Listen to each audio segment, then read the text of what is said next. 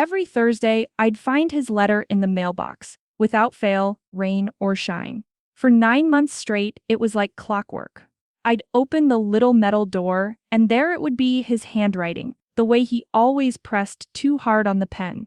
A letter from the other side of the world. Those letters were more than just paper and ink. They were him. His voice, his warmth, his love, folded neatly into a white envelope. I'd make tea, sit by the window and read them slowly, like they might disappear if I turned the page too fast. Some were short, others filled front and back. But every single one made me feel like he was still with me, still mine, still alive. Then one Thursday the mailbox was empty. I told myself it was a delay. That happens, right? A week later, nothing again.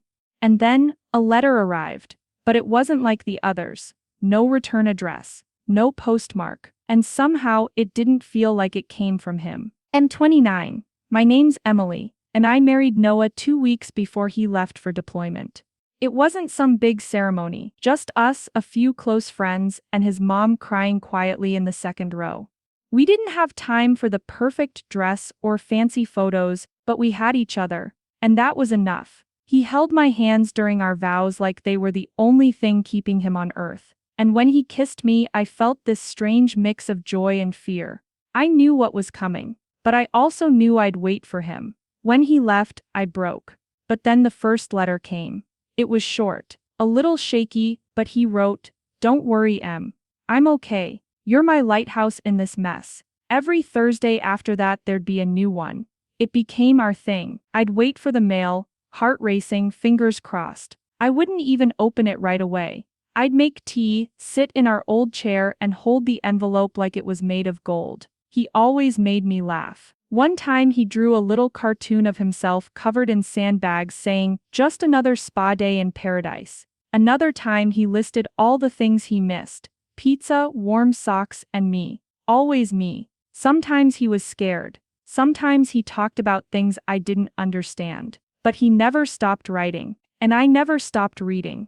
Those letters were more than words. They were proof. Proof that he was alive. Proof that he still loved me.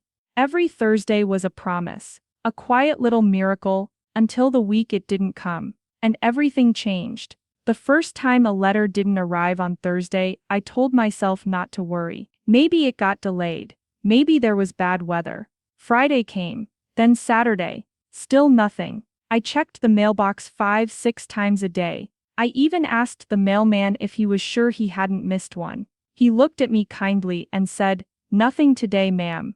I tried to stay calm, told myself Noah was just busy. Maybe out on a mission. Maybe somewhere they couldn't send mail. But when the next Thursday passed in silence, my heart cracked. I called the base, spoke to someone who could barely tell me anything. I emailed the military family liaison, but all she said was, "There haven't been any official reports." That's a good sign. A good sign. I started reaching out to other soldiers' wives. Some had heard from their husbands. Some hadn't. No one knew anything for sure. The days blurred together. I couldn't eat. Couldn't sleep. I just kept refreshing my inbox and checking the mailbox like a woman possessed. Then, on the third Thursday, a letter came.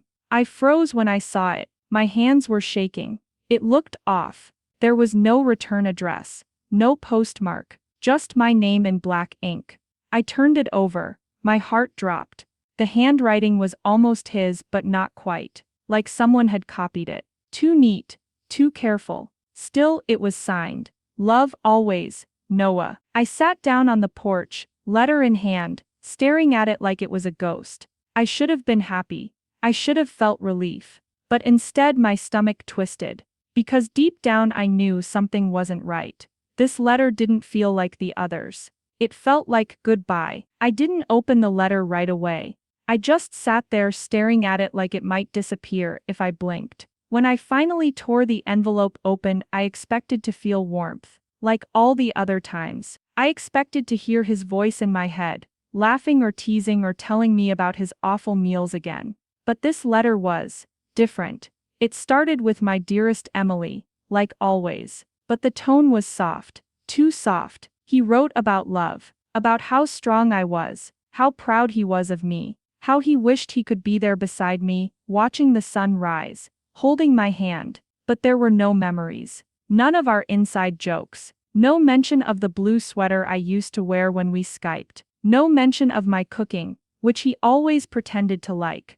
Just vague words. Beautiful but distant. He said things like, "Sometimes we have to let go to hold on to love. And even if you don't see me, I'm still with you." The more I read, the colder I felt. At the bottom it was signed, "Forever yours, Noah." My heart pounded in my chest. My fingers were numb. This didn't sound like him.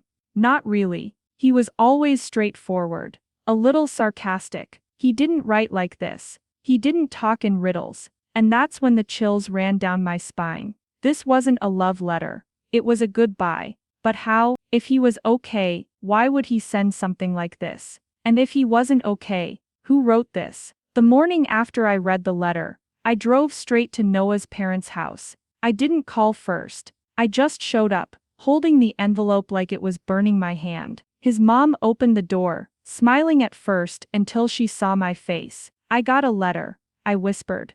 "But it's not right." We sat at the kitchen table. His dad joined us.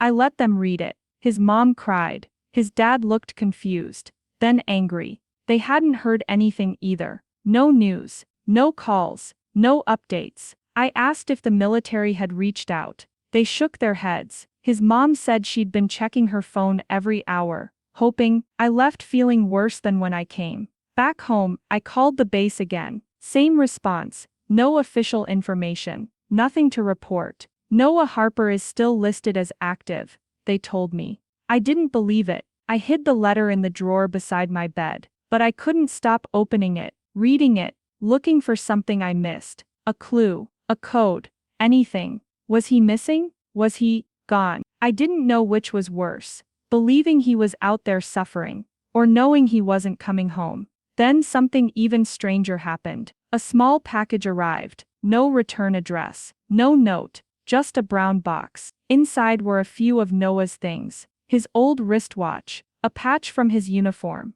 and a photo of the two of us at the beach, edges slightly torn, like it had been carried around for a while. That photo had been in his wallet. I was sure of it. I sat on the floor, holding the picture, my hands trembling. The letter, the package, the silence. None of it made sense. Something was very, very wrong. 3 weeks passed. 3 long aching weeks. No letters, no calls, no answers. I tried to go about my days like normal, but nothing felt normal. I'd wake up in the middle of the night, convinced I'd heard his voice. I'd rush to the door at every knock, hoping it was someone, anyone, with news. Then one afternoon, my phone rang. A number I didn't recognize. I answered before the second ring. It was someone from the Department of Defense. Her voice was calm, measured, like she'd done this before. She said, "Ma'am, we regret to inform you that your husband, Sergeant Noah Harper, has been listed as missing in action."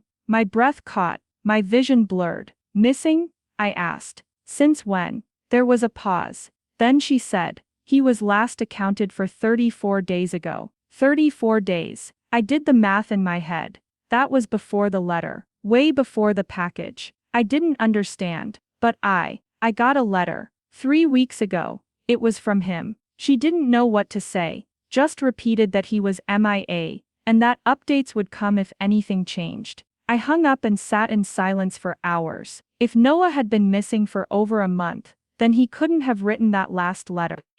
And he definitely couldn't have sent the package. I pulled the letter out again, looked at the handwriting, read each word slowly, carefully. Someone else wrote this. Someone who knew me, who knew how he spoke, someone close to him. But why? Why would they pretend to be him? Why not just tell me the truth? And how did they have his things? My love was missing, but someone was trying to say goodbye for him, and I needed to find out who. I couldn't sleep that night. I kept turning the letter over in my hands, reading it again, looking for something, anything that would make it make sense. Then I saw it. Tucked in the middle of a sentence was a phrase Noah used to whisper to me when we were alone. "Even stars need somewhere to rest." He'd said it once when I was crying after a hard day. He held me close and whispered it like a secret. It became our thing. He never wrote it in letters, never said it in front of anyone. Until now, whoever wrote this letter had to know that phrase, had to know Noah, really know him.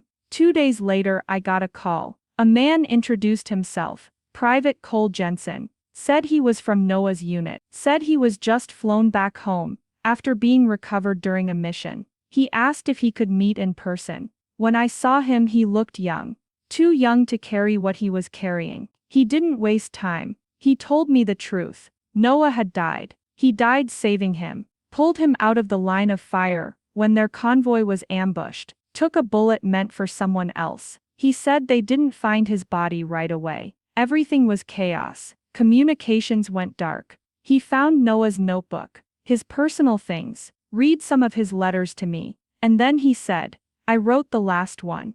I tried to write it the way he would have. I couldn't let you live not knowing. He loved you more than anything." He had tears in his eyes. So did I. He even quoted Noah, called me his lighthouse, and I believed him, because in that moment, it still felt like Noah had found a way to say goodbye. When Cole left, I sat on the floor, clutching that letter like it was my lifeline. I cried harder than I ever had before. For Noah, for the life we were supposed to have, for all the Thursdays I would never spend waiting by the mailbox again. But through the tears, there was something else, a quiet kind of peace. That letter.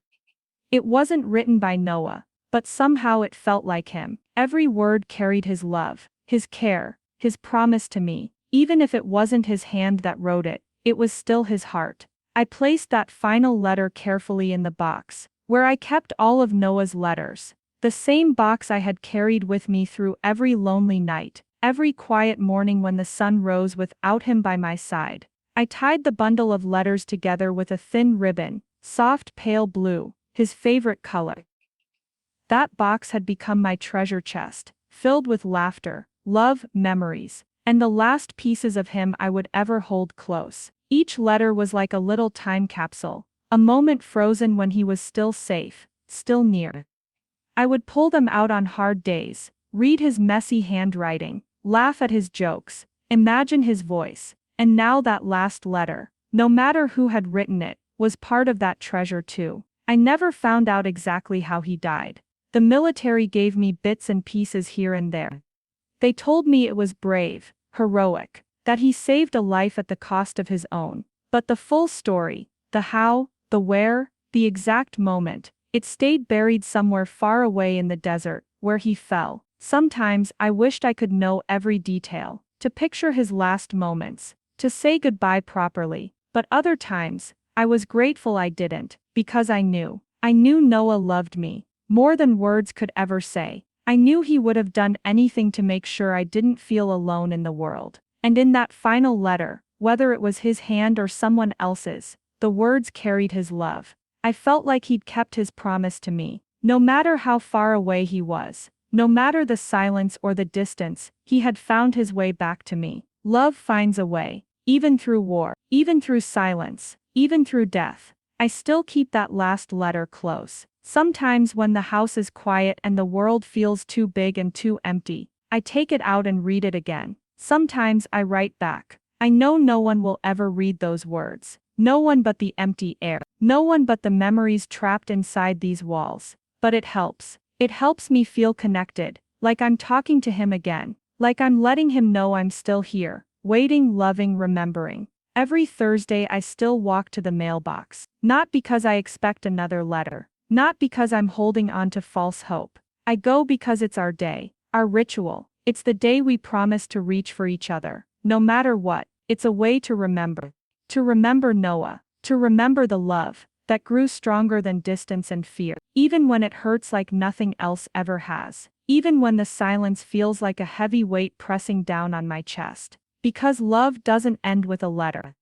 Love lives in the waiting, in the hope, in the heart that keeps beating, even when everything else feels like it's stopped. And that is something no war, no absence, no goodbye can ever take away. It's the light I hold on to, the quiet strength that gets me through every day. Noah's love is still here, wrapped around me like a warm blanket, reminding me that I'm never truly alone. And I believe deep in my bones that one day I'll see him again, Until then, I carry his memory in my heart. And every Thursday I walk to the mailbox, not for a letter, but to feel close to him once more. If this story touched you, please like, comment, and subscribe to our channel. And don't forget to share this video with someone who might need a reminder of how powerful love can be, even when it seems like all is lost.